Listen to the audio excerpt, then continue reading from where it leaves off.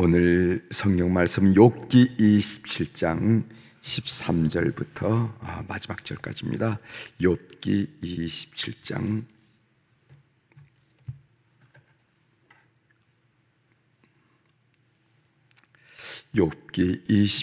13절부터 마지막 절까지 제가 봉독해 드리겠습니다.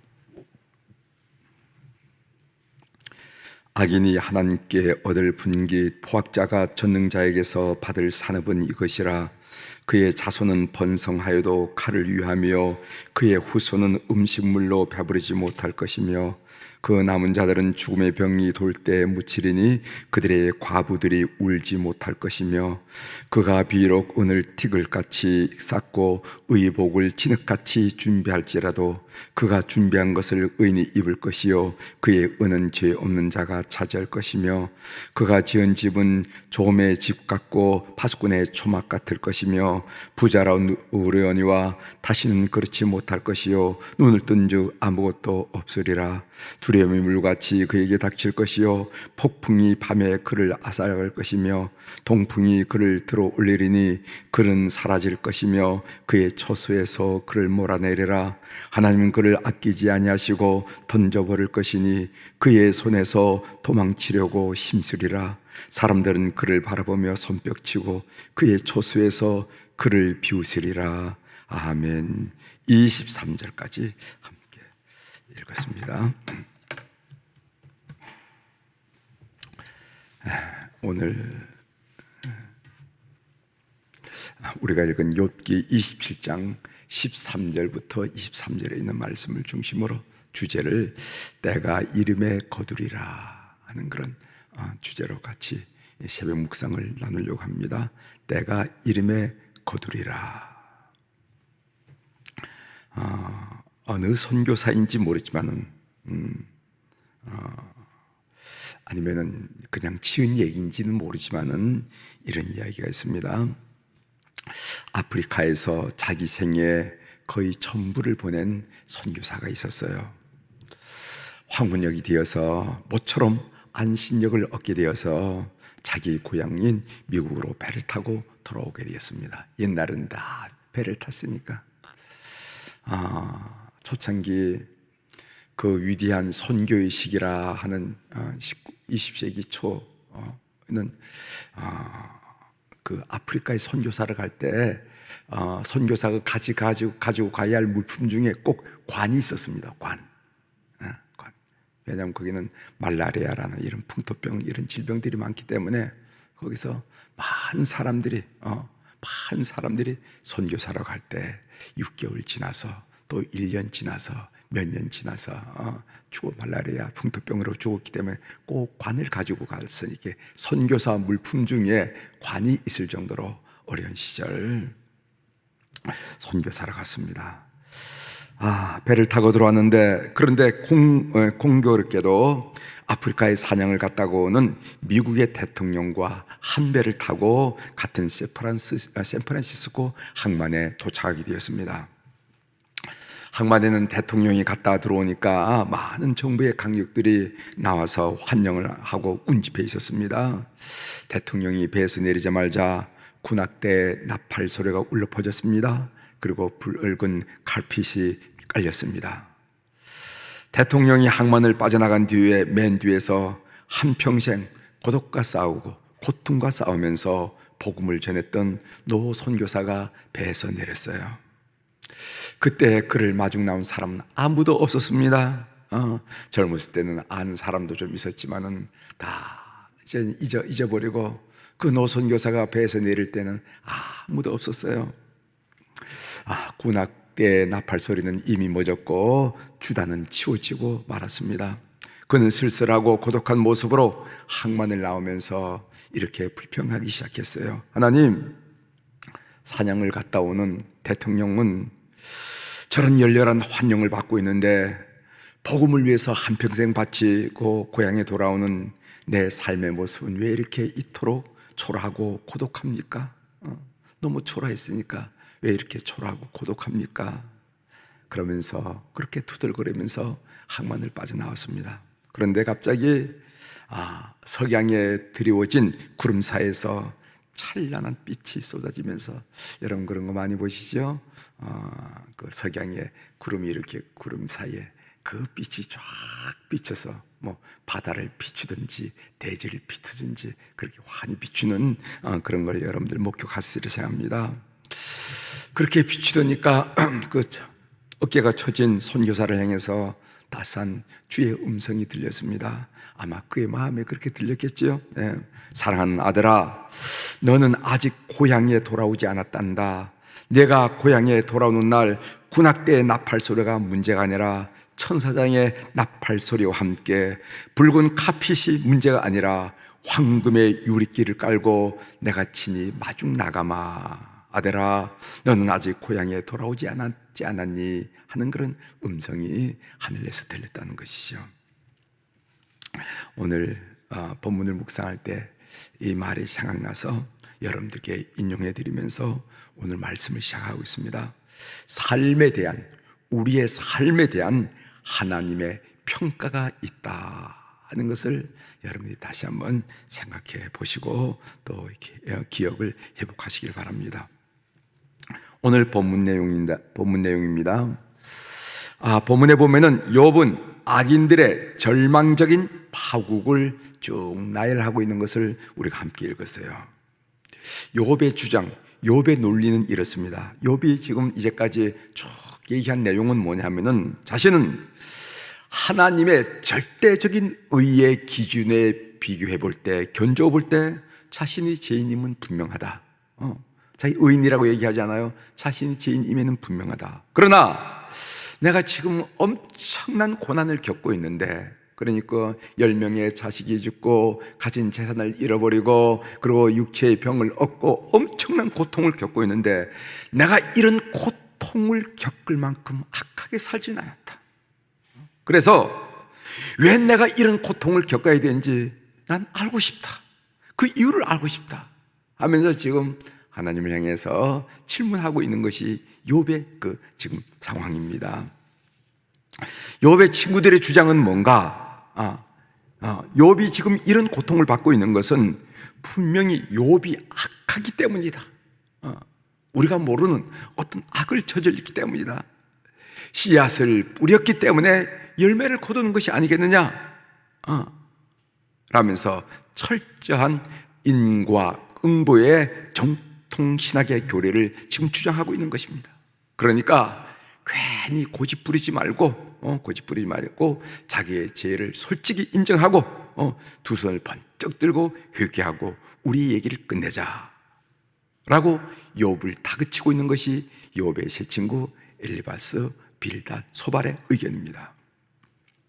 오늘 본문에 이르러서 그렇다고 욥은 악인의 죄를 무시하거나 관과하진 않아요. 세상에 누가 악인이라든가 악인 뭐 이렇게 해서 그냥 아무것도 아닌 것처럼 그렇게 무시하지 않는다는 겁니다. 오늘 본문에 보면 욥은 악인은 반드시 심판을 받게 될 것이다. 그 심판이 어떤 것인가 하면서 쭉 나열하고 있는데 제가 몇 구절만 여러분들과 함께 살펴보도록 하겠습니다. 14절 한번 보세요. 그의 자손은 번성하여도 칼을 위하며 그의 후손은 음식물로 배부르지 못할 것이며, 이 말이 무슨 말씀인가 하면은 설령 악인의 자손이 번성한다 해도, 여러분 고대 시대는 요즘 뭐 하나를 낳느니 둘을 낳느니 낳지를 않느니 이렇게 따지지만은 예전에는 자손이 번성하는 것을 축복으로 이해했거든요. 그러니까 악인의 자손들이 번성한다 해도 칼에 죽거나 양식이 없어 굶어 죽는다, 이렇게 이야기하는 겁니다. 그 다음에 15절을 보겠습니다. 그 남은 자들은 죽음의 병이 돌 때 묻히리니 그들의 과부들이 울지 못할 것이며, 이 말은 무슨 말인가 하면은 칼과 굶주림을 피해서 살아남은 자손들이 혹시 있다고 한다면은 죽음의 병, 이거 전염병을 말하거든요. 죽음의 병이 돌 때 그 남은 자들도 죽을 것이다. 그래서 슬퍼해야 할 과부들은 너무너무 많이 눈물을 흘렸기 때문에 이제 더 이상 눈물이 안 흘 정도로 그 슬픔의 현장에 있게 된다 하는 이야기를 하고 있습니다. 그들의 과부들이 울지 못할 것이요 하는 말은 너무 많이 울었기 때문에 이제 나올 눈물조차 없다는 얘기죠. 16절 보겠습니다. 그가 비록 은을 티끌같이 쌓고 의복을 진흙같이 준비할지라도, 이 말은 악인이 은을 보화를 티끌처럼 쌓아두고 의복을 흙더미처럼 진흙더미처럼 많이 준비한다 할지라도 결국 그는 그것들을 차지하지 못하게 된다, 이런 얘기예요. 18절 보겠습니다. 그가 지은 집은 조매의 집 같고 파수꾼의 초막 같을 것이며, 악인이 지은 집, 가장 돈을 투자해서 갖가지 좋은 건축 자재로 호화롭게 집을 짓는다 하더라도 그 집은 어떤 거죠? 조매집. 이걸 다른 말로 거미집이라고도 번역합니다. 거미. 여러분 시골에 보면은 거미들이 팔각형으로 이렇게 거미들이 집을 짓는 거 이렇게 보잖아요. 그 집은 바람만 불어도 무너지는 집이 아니냐 말이죠. 사람이 스치기만 해도 없어지는 집이 아니에요. 거미줄이 무슨 대단하겠어요. 그런 거와 마찬가지고, 그리고 파수꾼이자는 임시초소. 파수꾼이 태양이 더위 때문에 잠깐 초막으로 가려진 임시초소와 같은 것이다 말이지. 이런 이야기를 지금 하면서 악인에게는 반드시 심판이 따를 것이다 하고 욥 자신이 고백하는 것을 보게 됩니다. 따라서 당장 악인에게 심판이 집행되지 않는다고 심판은 없다, 이렇게 생각해서는 안 된다는 겁니다. 그런 생각을 하지 말라. 두 번째로, 하나님이 기다리시는 것은, 하나님이 악에 대해서 심판을 집행하지 않고 기다리는 것은 악인들이 돌이키길 원하시는 기다림이라 하는 것이고, 세 번째로는 악인에게 심판은 반드시 있을 것이고, 하나님의 심판은 악인이 성취한 모든 것을 허망하게 만들 것이다. 그리고 네 번째로, 지혜로운 자는 장차 있을 심판을 생각하고 지금 여기서 하나님을 경외하면서 산다 하는 이야기를 오늘 본문을 통해서 이야기하고 있는 것입니다. 제가 어제 본문을 묵상하면서 뜬금없이 이런 생각을 좀 하게 되었어요. 그 생각이 무엇인가 하면은, 나의 삶에 대한 심판이 있다는 사실을 진짜 믿는가? 제가 저한테 자문하는 겁니다. 너는 정말 너의 삶에 대한 심판이 있다는 사실을 진짜 믿고 신앙생활을 하고 교우들을 지도하고 그렇게 있는 거야? 하는 그런 질문이에요. 여러분, 히브리서 9장 27절에 보면은, 한 번 죽는 것은 사람에게 정하신 것이요 그 후에는 심판이 있으리니 라는 말씀이 있습니다. 이거 다 아는 말씀이에요. 그런 아는 말씀이지만 이미 우리가 타성에 빠졌기 때문에, 여러분, 타성이란 말이 무슨 말입니까? 너무 익숙하기 때문에 느낌이 없는 상태를 타성에 빠졌다고 말하는 거 아니겠어요? 자주 말하고 자주 읽고 자주 아는 말씀이지만은 타성에 빠졌기 때문에 나의 삶에 대한 심판이 있다라는 것을 절실히 느끼지 못하고 인생을 사는 것은 아니겠는가 하는 생각이 뜬금없이 저의 마음속에 들었습니다. 어떤 그리스도인들의 삶을 보면은요, 저 사람들이 하나님의 심판을 진짜 믿는 사람일까라고 회의가 일어난 사람이 적지 않아요. 우리 주변에, 우리 주위에 같은 그리스도인으로서 삶을 살고 있지만은, 저 사람이 정말 하나님의 심판이 있다고 믿고 사는 걸까? 믿고 사. 그런 회의가 들는 그런 삶이 적지 않다는 겁니다. 이 하나님의 심판에 대한 믿음이 없으면요, 두 가지 현상이 나타나는데, 우선 막 살게 됩니다. 막 살게 돼. 막 살게. 그리고 또 하나는 뭐냐면은, 이 세상 삶이 다인 양 이 세상에서 뭔가를 얻으려고 해요. 그러다 보니까 명예욕을 추구하고 뭐를 추구하고 이 세상에서 뭔가를 얻으려고 한다는 거지. 이런 현상이 왜 나타나는가? 그래서 왜 우리가 그리스도인이라는 이름을 가졌음에도 불구하고 그 삶이 천박한 이유가 뭐냐? 그리스도인이라는 이름을 가졌음에도 불구하고 그 삶이 천박한 이유가 뭔가? 이것은 우리가 장차 한 번 죽는 것은 사람에게 정하신 것이요 그 후에는 심판이 있으리니 이 심판에 대한 의식이 타성에 의해서간 기본적으로 믿지 않든 간에 이게 흔들렸기 때문에 우리 삶이 이렇게 천박해지지 않는가 하는 생각을 새롭게 하게 됐습니다. 저는 그렇게 생각이 들더라고요. 여러분은 어떻게 생각하십니까? 여러분 믿으시죠? 한 번 죽는 것은 사람에게 정하신 것이요 그 후에는 심판이 있으리라. 그래서 여러분의 삶의 주는 이 세상에 있는 것이 아니라 삶의 주가 딱 저 세상에 있기 때문에 오늘 이 현실에 대해서 막 살지도 않고 이 세상의 삶이 다인 양 그렇게 살지도 않고 여러분들 지금 이 순간 이 자리에서 하나님을 경외하면서 삶을 사는 여러분인 줄 믿습니다. 사랑하는 교회 여러분, 고린도전서 15장 58절에 보면은 그러므로 내 사랑하는 형제들아 견실하며 흔들리지 말고 항상 주의 일에 더욱 힘쓰는 자들이 되라.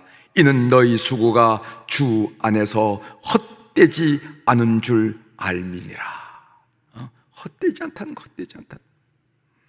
여러분 갈라디아서 6장 9절에 보면은 우리가 선을 행하되 낙심하지 말지니 포기하지 아니하면은 때가 이름에 거두리라. 때가 이름에 거두리라.